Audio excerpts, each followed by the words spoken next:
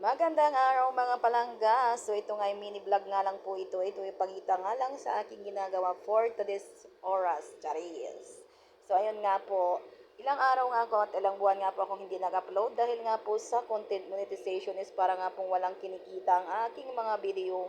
Minsan nga po kahit na lang nababiral ng video ko is hindi nga po kumikita kahit nga lang 0.0.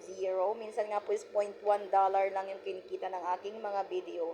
So ayun nga is tinamad nga akong mag-video dahil nga po nakakatamad naman po talaga mag-video na ikaw na nga yung artista, ikaw pa yung bida, ikaw pa yung kontrabida, ikaw pa yung taga-video, ikaw pa yung nag-i-edit. So wala pang kita ang video mo. So ano nga mang mangyayari? So stop natin yung pagbablog. So ayun na nga.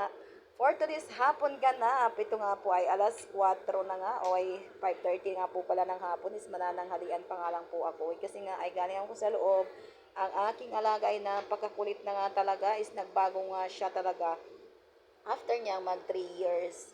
So ayun nga po ang aking ginagawa is nasa loob ako palagi kasi nga ang aking alagay hindi nagpapaiwan. Minsan nga sinusundo ako dito kay ate kwarto. So ayun nga sa hapon na ito nga po ay kakain nga po ako at nagluto nga si ate ng adobo. So ayan nga at ininit ko nga po kasi na nagdikit-dikit na yung adobo kasi nga kanina pa siya naluto at ang tagal niya akong inantay kasi nga nasa loob ako at nagdudot-dot pa nga po ako.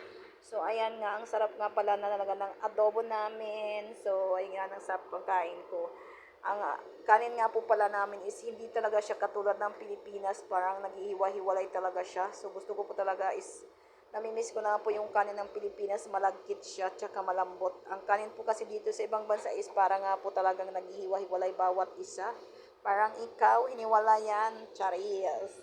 So ayun na nga po, malapit na nga akong matapos dyan kasi nga po ay ang aking alaga ay nasa loob kasama nga si Baba. Pagkatapos kong kumain dyan ay mag-uupo-upo nga muna ako. So, yun nga lang po ang aking ginagawa for today's mini vlog. Thank you for watching mga palangga. See you next vlog. Thank you. Mwah.